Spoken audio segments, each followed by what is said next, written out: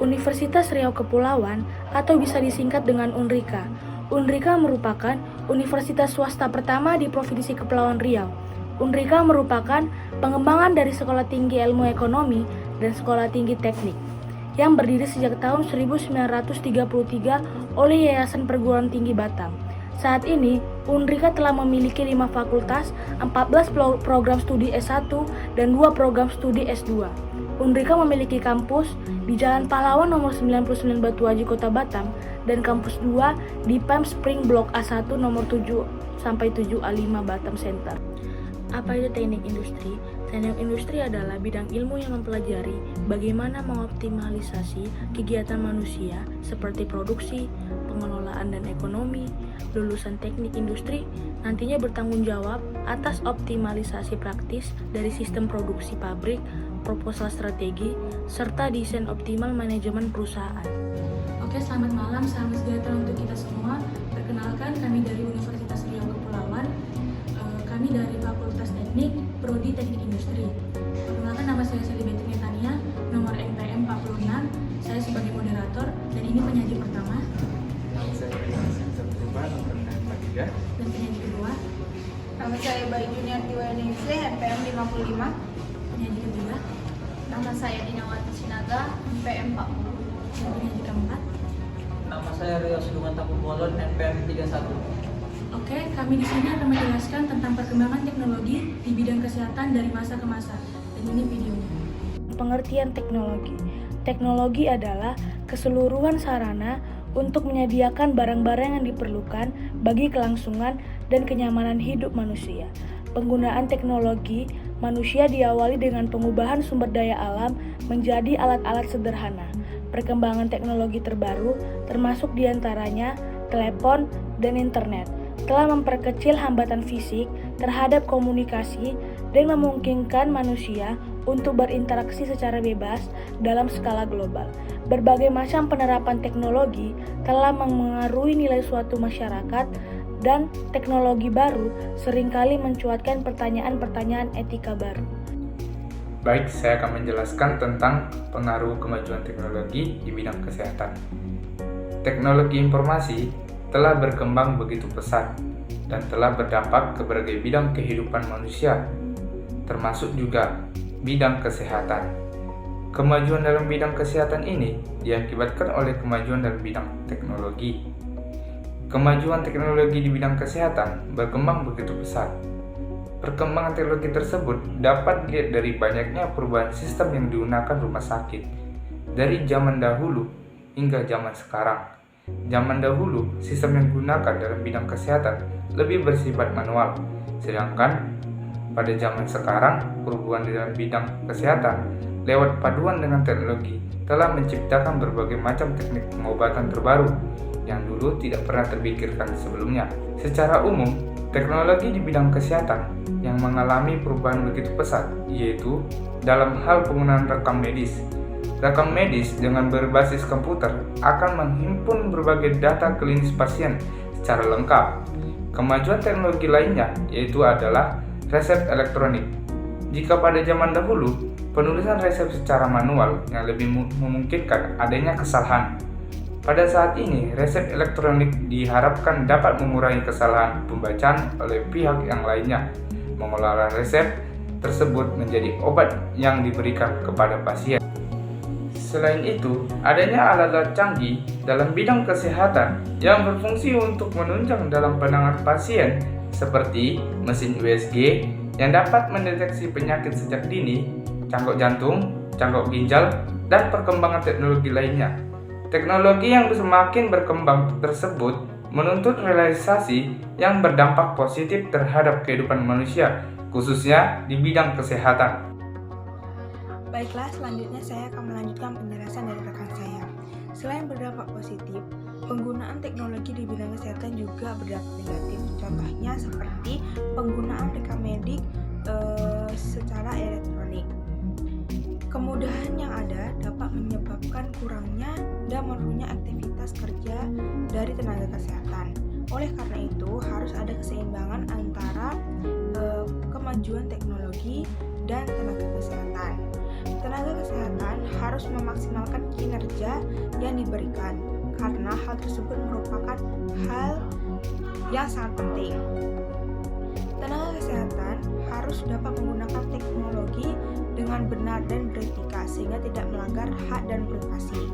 Dalam dunia kesehatan sendiri, informasi adalah hal yang sangat penting karena semua hal yang terkait pasien adalah informasi yang dikelola dengan baik dan aman, sehingga dibutuhkan suatu sistem yang aman dan lancar agar seluruh informasi yang didapatkan dapat digunakan untuk kepentingan pengobatan pasien.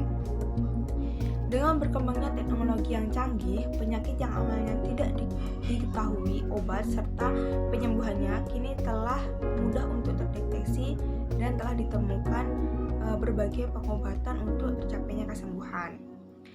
Perkembangan teknologi lainnya yaitu contohnya penggunaan smartphone. Dengan menggunakan berbagai aplikasi yang ada di smartphone, kita dapat mengetahui berat badan kita itu sudah ideal atau belum, mengatur diet serta makanan yang baik untuk dikonsumsi. Dari berbagai macam data tersebut, aplikasi ini akan memberikan pengawasan dan pengingatan kepada kita untuk senantiasa menerapkan gaya hidup sehat. Dengan adanya perkembangan teknologi dalam bidang kesehatan juga menuntut para tenaga kesehatan untuk berperan aktif dalam hal kemajuan teknologi. Tenaga kesehatan harus mengikuti perkembangan ilmu pengetahuan dan penemuan-penemuan baru di bidang kesehatan, sehingga pelayanan yang diberikan kepada masyarakat juga sesuai dengan kemajuan teknologi. Berikut terdapat penemuan teknologi kesehatan terbaru. Contohnya itu seperti Melavin atau scanner kanker kulit berbasis gelombang elektromagnetik.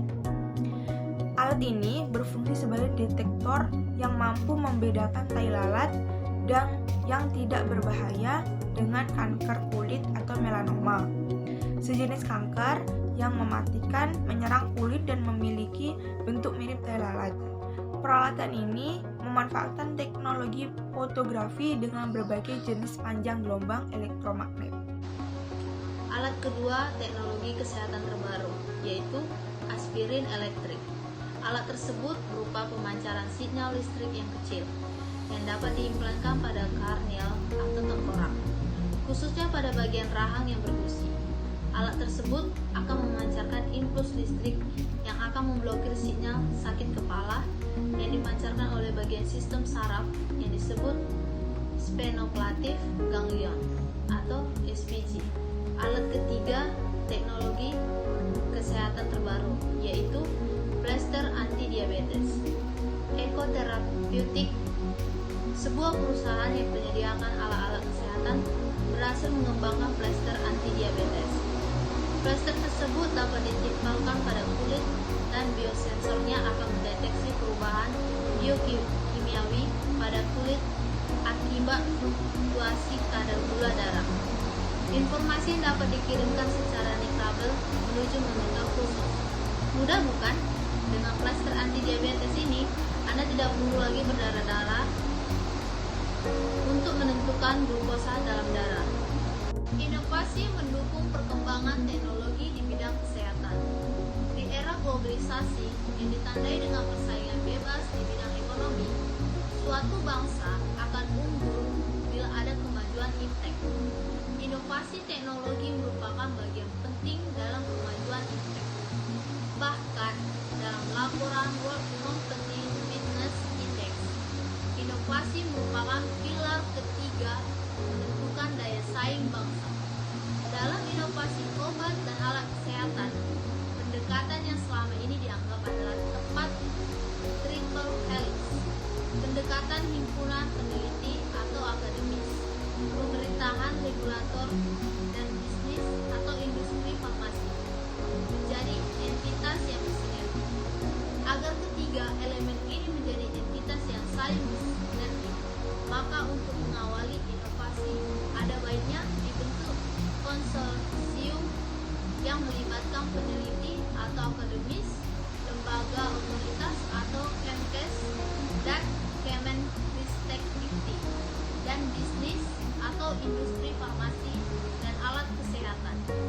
banyak contoh bagaimana mengawal inovasi teknologi kesehatan secara baik.